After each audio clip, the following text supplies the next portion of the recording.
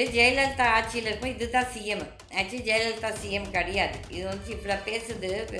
இந்த வேதாளம் உபதேசிக்குதாமா. ஜெயலலிதா வீட்டுக்கு மக்கள் போகும்போதோ, மந்திரிகள் போகும்போதோ இந்த பொம்பளை ரோட்லேயே நிற்க வைக்கும். அப்போ அது எவ்வளோ நாகரிகம்னு தெரியல. ஆனால் அதுக்குன்னு சொல்லிட்டு இந்த ஸ்டேட் கவர்மெண்ட் பண்ணது கரெக்டுன்னு நான் சொல்ல மாட்டேன்.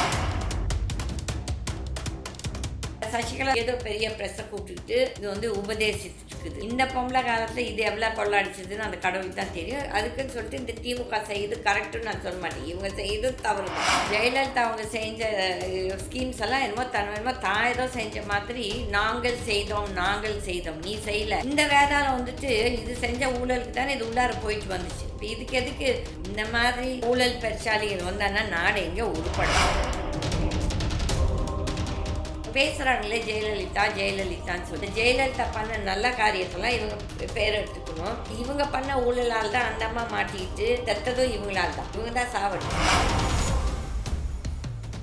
அதனால் ஒரு சில கோஷ்டி சின்னம்மா வாழ்க அதுக்கும் அரசியலுக்கும் சம்மந்தமே கிடையாது. இவனுங்கெல்லாம் இதே ஜெயலலிதா அவங்க உயிரோட தான் ஒருத்தம் பேசியிருக்க மாட்டான். அப்போ இவனுங்கெல்லாம் இந்த பொம்பளை பின்னால் ஓனாய் கூட்டம். ஏன்னா இந்த பொம்பளைக்கிட்ட எவ்வளோ காசு கொடுக்கணும். இது பொம்பளை எடுக்கவே எடுக்காது. இது ஒரு கஞ்ச பிஸ்னாரி.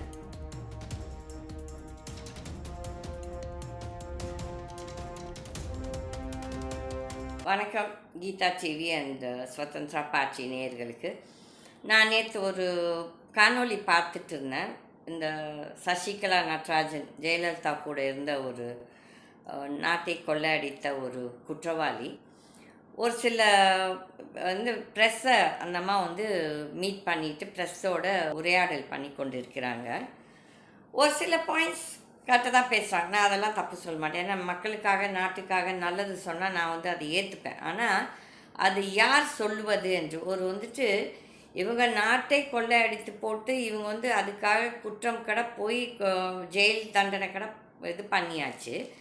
அப்போ ஒரு சில கேள்வி கேட்குறாங்க. எதெல்லாம் நல்லா இருக்குதோ அந்த கேள்விகளில் நான் நல்லதுன்னே கண்டிப்பாக சொல்லுவேன். ஏன்னா நான் மற்றவங்களாட்டம் எடுத்ததெல்லாம் தப்புன்னு சொல்கிறதுக்கு கிடையாது. அந்த ஜல்ஜீவன் பற்றி பேசுது. இந்த மாதிரி ஒவ்வொரு வீட்டுக்கும் இந்த நல்ல தண்ணி கனெக்ஷனை பற்றி எப்படி இந்த ஸ்டேட் கவர்மெண்ட் அதை சரியாக பண்ணாமல் அது சென்ட்ரல் கவர்மெண்ட் பாதி பணத்தை சென்ட்ரல் கவர்மெண்ட் அனுப்புகிறாங்க. ஆக்சுவலி பாதி பணம் ஸ்டேட் கவர்மெண்ட் போடணும். ஆனால் இந்த ஸ்டேட் கவர்மெண்ட் அந்த ஸ்கீமை சரியாகவே பண்ணாமல் பாதி பணத்தை அனுப்பிச்சிருச்சுன்னு சொல்லி நம்ம சொல்லுது.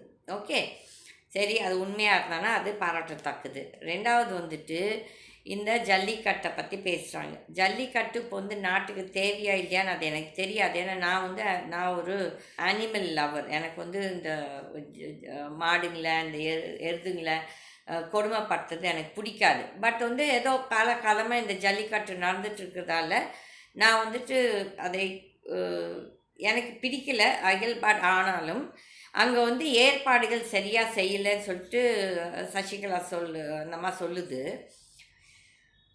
இது இந்த அம்மா காலத்தில் ஜெயலலிதா ஆட்சியில் இருக்கும். இதுதான் சிஎம். ஆக்சுவலி ஜெயலலிதா சிஎம் கிடையாது. இது இவ்வளோ பேசுது. இந்த வேதாளம் உபதேசிக்குதாமா. இவங்க வீட்டுக்கு ஜெயலலிதா வீட்டுக்கு மக்கள் போகும்போதோ, மந்திரிகள் போகும்போதோ இந்த பொம்பளை ரோட்லேயே நிற்க வைக்கும். அப்போ அது எவ்வளோ நாகரிகம்னு தெரியல. ஆனால் அதுக்குன்னு சொல்லிட்டு இந்த ஸ்டேட் கவர்மெண்ட் பண்ணது கரெக்டுன்னு நான் சொல்ல மாட்டேன்.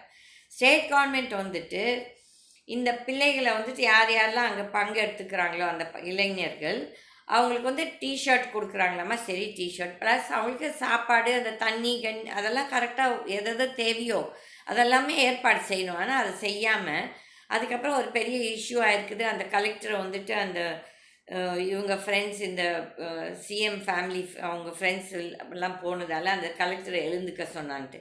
இது இந்த கலெக்டருங்க எதுக்கு அவங்களுக்கு தைரியம் இல்லை? இதே கலைஞர் அவர்கள் ஒரு படம் எடுத்தாங்க ரொம்ப வருஷத்துக்கு முன்னால். அதில் லக்ஷ்மி கலெக்டராக வராங்க.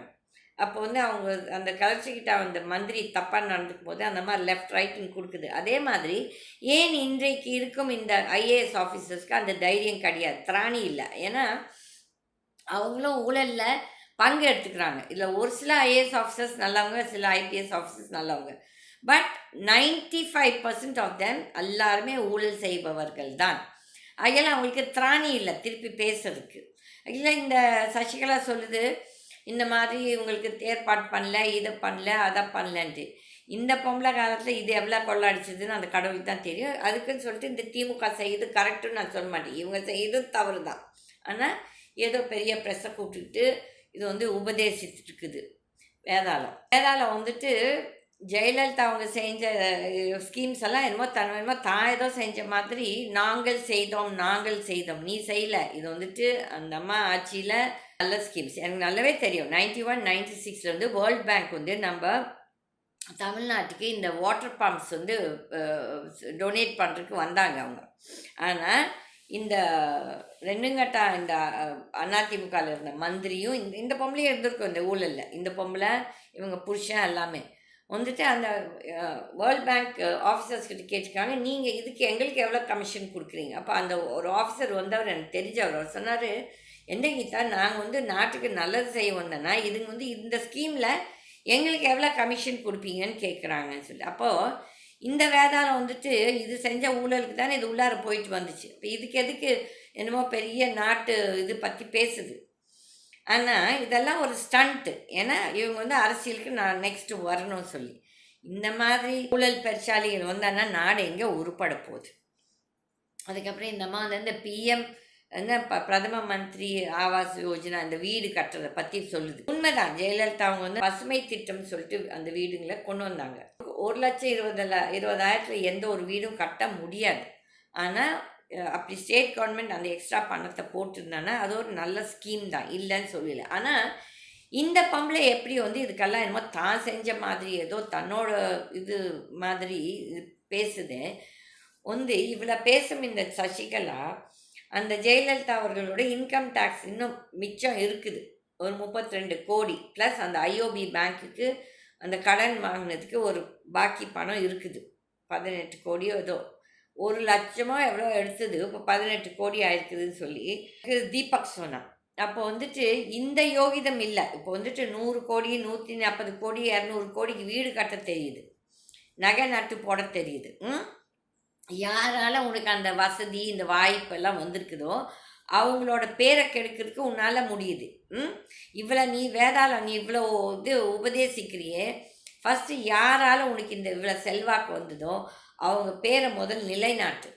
அவங்களுக்கு கட்ட வேண்டிய டேக்ஸு, அவங்களுக்கு கட்ட வேண்டிய இந்த கடன் பாக்கியெல்லாம் கட்டிட்டு எதுக்கு பாவம் அந்த ஆத்மா வந்து அடிச்சிட்ருக்குது. ஐயோ கீதா என்னோட இது எனக்கு தேவையா இந்த அவமானம், நான் செத்தப்புறம்னு சொல்லி. அப்போ நான் இவ்வளோ இதாக சொல்கிறேன், எனக்கு ஒன்றும் இதில் ஒன்றும் கிடையாது. இந்த இது ஜெயலலிதாவோட டேக்ஸ் கட்டுறதால எனக்கு ஒன்றும் பெரிய மெடல் கிடைக்க போகிறதில்ல, எனக்கு ஒரு இது பாராட்டு பரிசும் கொடுக்க போகிறதில்ல. இந்த கடன் பாக்கியெல்லாம் கட்டிட்டு எதுக்கு பாவம் அந்த ஆத்மா வந்து அடிச்சிட்ருக்குது. ஐயோ கீதா என்னோட இது எனக்கு தேவையா இந்த அவமானம், நான் செத்தப்புறம்னு சொல்லி. அப்போ நான் இவ்வளோ இதாக சொல்கிறேன், எனக்கு ஒன்றும் இதில் ஒன்றும் கிடையாது. இந்த இது ஜெயலலிதாவோட டேக்ஸ் கட்டுறதால எனக்கு ஒன்றும் பெரிய மெடல் கிடைக்க போகிறதில்ல, எனக்கு ஒரு இது பாராட்டு பரிசும் கொடுக்க போகிறதில்ல. ஆனால் இவங்க பேசுகிறாங்களே ஜெயலலிதான்னு சொல்லிட்டு இந்த ஜெயலலிதா பண்ண நல்ல காரியத்தெல்லாம் இவங்க பேர் எடுத்துக்கணும். இவங்க பண்ண ஊழலால் தான் அந்த அம்மா மாட்டிக்கிட்டு செத்ததும் இவங்களால் தான், இவங்க தான் சாவடிச்சுது. அப்போ இது பெருசாக பேசுது. இந்த திமுக காரங்க வந்துட்டு என்ன அவங்களோட குடும்ப அரசியல் எல்லா கட்சியும் பண்ணுது, டிஎம்கேவும் பண்ணுது.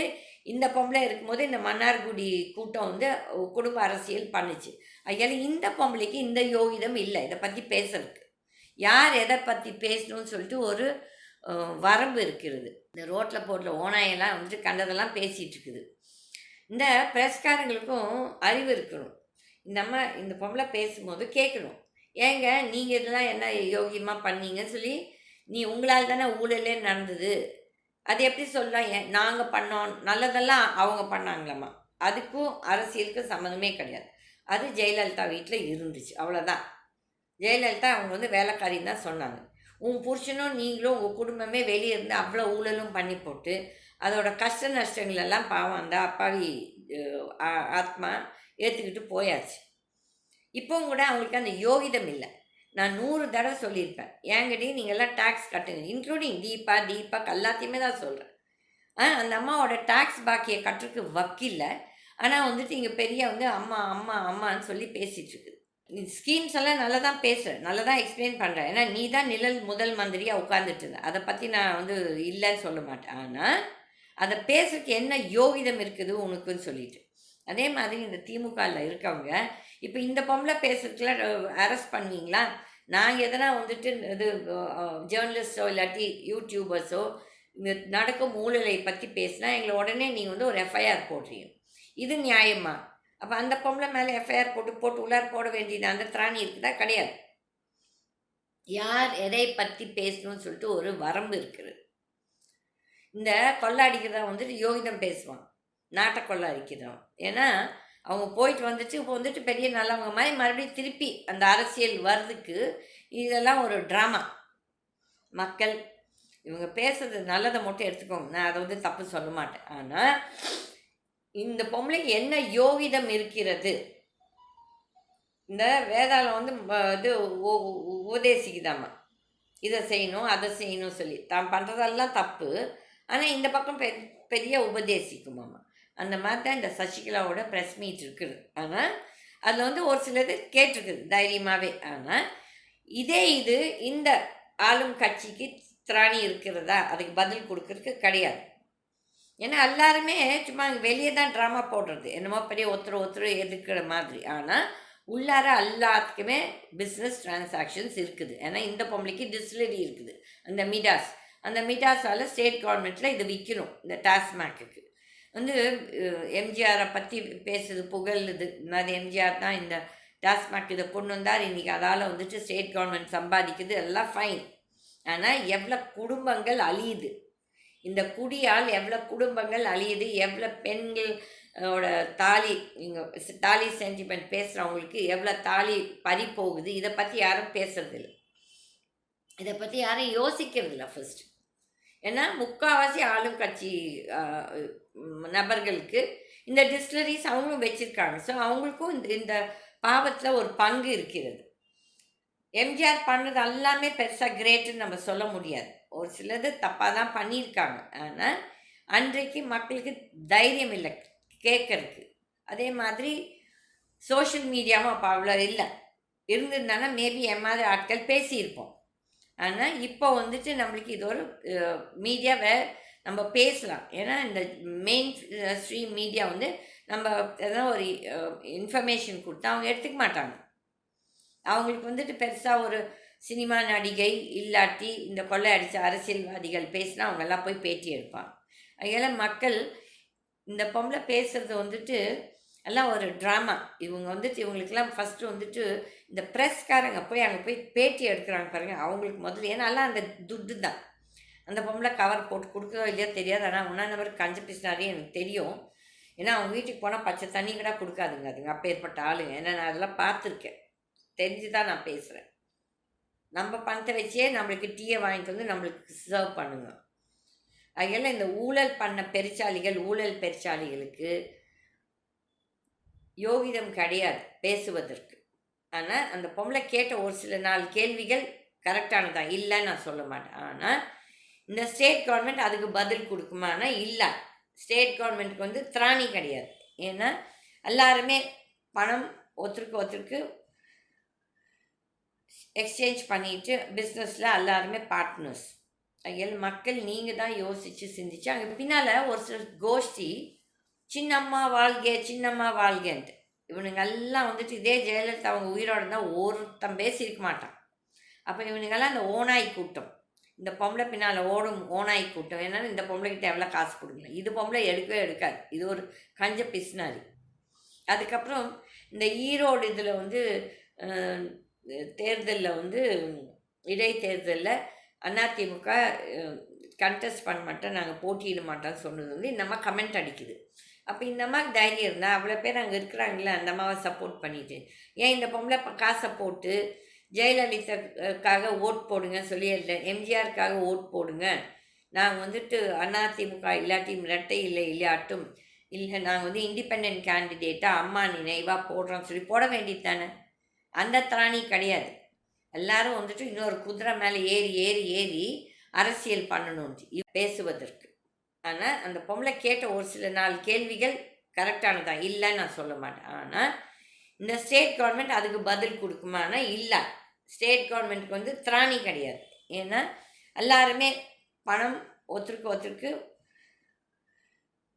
எக்ஸ்சேஞ்ச் பண்ணிட்டு பிஸ்னஸில் எல்லாருமே பார்ட்னர்ஸ். மக்கள் நீங்கள் தான் யோசித்து சிந்திச்சு அங்கே பின்னால் ஒரு சில கோஷ்டி சின்னம்மா வாழ்க சின்னம்மா வாழ்கன்ட்டு இவனுங்கெல்லாம் வந்துட்டு இதே ஜெயலலிதா அவங்க உயிரோட இருந்தால் ஒருத்தன் பேசியிருக்க மாட்டான். அப்போ இவனுங்கெல்லாம் அந்த ஓனாய் கூட்டம், இந்த பொம்பளை பின்னால் ஓடும் ஓனாய் கூட்டம். என்னன்னா இந்த பொம்பளைக்கிட்ட எவ்வளோ காசு கொடுக்கல, இது பொம்பளை எடுக்கவே எடுக்காது, இது ஒரு கஞ்ச பிஸ்னாரி.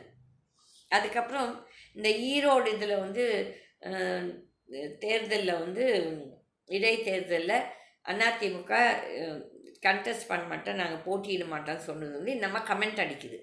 அப்போ இந்த அம்மாவுக்கு தைரியம் இருந்தால் அவ்வளோ பேர் அங்கே இருக்கிறாங்களே அந்த அம்மாவை சப்போர்ட் பண்ணிட்டு ஏன் இந்த பொம்பளை காசை போட்டு ஜெயலலிதாக்காக ஓட் போடுங்க சொல்லி எம்ஜிஆருக்காக ஓட் போடுங்க, நாங்கள் வந்துட்டு அதிமுக இல்லாட்டி இரட்டை இல்லை இல்லையாட்டும் இல்லை நாங்கள் வந்து இண்டிபெண்ட் கேண்டிடேட்டாக அம்மா நினைவாக போடுறோம்னு சொல்லி போட வேண்டியது தானே. அந்த திராணி கிடையாது. எல்லாரும் வந்துட்டு இன்னொரு குதிரை மேலே ஏறி ஏறி ஏறி அரசியல் பண்ணணும்னு இவங்க என்ன யோகிதம் என்ன மக்களுக்காக என்ன நல்லது செஞ்சுருக்காங்க இவங்களால சொல்ல முடியாது. அதுக்கப்புறம் இந்த அம்மா வந்து கட்சியை இந்த பொம்பளை வந்து கட்சியை இது பண்ணுதாம்மா, என்ன அது ஒருங்கிணைப்பு. இந்த பொம்பளை இதுங்க பிசாசுங்க இந்த இதுங்களால தான் அந்த கட்சியே அழிஞ்சு போச்சு. யாரோ அதை பராமரித்த கட்சி ஜெயலலிதாவும் அவங்கெல்லாம். அப்போ வந்துட்டு இங்கே வந்திருக்க இடைத்தரகர்கள் அந்த கட்சியை ஒரு வழி பண்ணுறாங்க. அதில் இந்த சசிகலா என்ற ஒரு என்ன சொல்கிறது ஊழல் பெருச்சாலிக்கு எந்த யோகிதமும் கிடையாது பேசுவதற்கு, மக்களுக்கு வந்து உபதேசிக்கிறதுக்கோ எதுவுமே இந்த பொம்பளைக்கு யோகிதம் கிடையாது. ஏனென்றால் தனக்கு அந்த இடத்தில் இல்லை. தான் ஒரு நாட்டை கொள்ளை அடித்த, நாட்டுக்காக தியாகம் பண்ணி உள்ளார போல நாட்டை கொள்ளையடித்து உள்ளார சென்ற ஒரு ஊழல் பெருச்சாளி. மக்கள் யோசிங்க, சிந்திங்க. இந்த மாதிரி பெருச்சாலிங்களை மறுபடியும் அரசியலில் நீங்கள் வந்து ஓட்டு போட்டு இதுங்களை வந்து பெரிய மனுஷன் ஆக்காதீங்க. அப்போ நீங்களும் அந்த ஊழலில் அந்த பாவத்தில் பங்கெடுக்கிறீர்கள்.